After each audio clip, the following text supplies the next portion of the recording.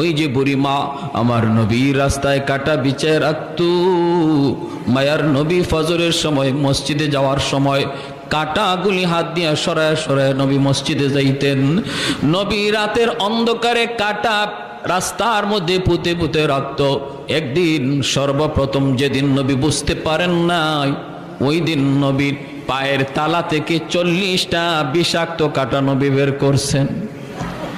এরপরে রাতে নবী সতর্ক হইয়া মসজিদে যান। সতর্ক হইয়া কাটাগুলি সরাইয়া আমার নবী, রহমতের নবী, সরওয়ারে দু জাহান, তিনি মসজিদে যান কাটাগুলি সরায়া।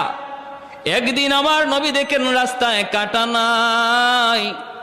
নবী জিজ্ঞেস করেন, আজকে রাস্তায় কাটা নাই কেন?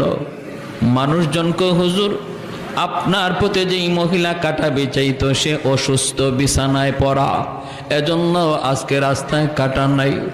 রহমতের নবী কয়, আমারে তোমরা নিয়ে যাও, আমি আমার বুড়ি মারে, অসুস্থ মারে দেখতে যাব। যেই মহিলা আমার নবীর পায়ে থেকে রক্ত ছড়াইলো, ওই মহিলা অসুস্থ হয়েছে, নবী তারে দেখতে বাড়িতে যাইতেছেন।